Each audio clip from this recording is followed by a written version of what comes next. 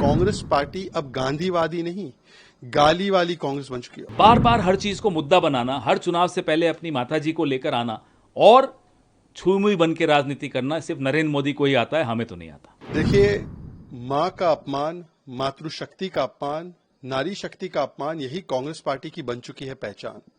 Congress party ने प्रधानमंत्री नरेंद्र मोदी जी को गाली दी, उनकी माताजी को गाली दी, उस पर माफी मांगने के बदले, उसका खंडन करने के बदले राहुल गांधी के इकोसिस्टम ने उसको जस्टिफाई किया। उन्होंने जिसने गाली दी उसको बचाने का प्रयास किया। तारिक अनवर का भी बाइट सामने आया था कि कैसे वो बचा रहे थे, और अभी भी उनके मन में कोई पीड़ा नहीं है, इसीलिए उन्होंने इतना भद्दा और अपमानजनक वीडियो बनाया है। और फिर से एक बार प्रधानमंत्री माताजी का ही नहीं बल्कि हर माता का अपमान किया है। ये उस प्रदेश में हो रहा है जहां पर हम सीता मैया कहते हैं, ये उस प्रदेश में हो रहा है जहां पर हम छठी मैया की पूजा करते हैं। अभी नवरात्र आने वाले हैं, दुर्गा मां की पूजा होगी, उससे पहले इस प्रकार का अपमान करना ये सुनियोजित ढंग से किया जा रहा है, क्योंकि कांग्रेस पार्टी अब गांधीवादी नहीं, गाली वाली कांग्रेस बन चुकी है। और केवल मां के प्रति ये भावना नहीं है, उन्होंने तो बिहार को बीड़ी भी बोल दिया। तो सोचिए, कांग्रेस आज गली गली में नहीं, कांग्रेस गाली गाली में आ चुकी है। ये उनकी प्रवृत्ति और ये राहुल गांधी के इशारे पे किया जा रहा है, अन्यथा राहुल गांधी इसके लिए माफी मांगे। ये तो ऑफिशियल हैंडल से हुआ है। इसमें अपमान कहां हुआ, किसका हुआ?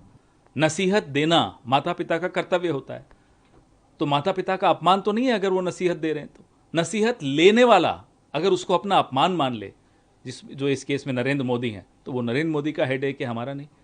इसमें अपमानजनक एक शब्द बता दीजिए उनकी माताजी के प्रति हुआ हो तो।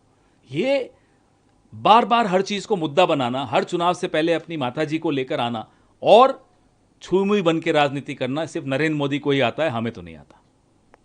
इसके अलावा और एक और बात सुन लीजिए, कहते हैं कि वो स्वर्गवासी हो गई हैं, उनके लिए क्यों आप? नेहरू जी को स्वर्गवासी हुए कितने साल हो गए? वो नहीं देखते, वो तो अपमान करते हैं नेहरू जी का।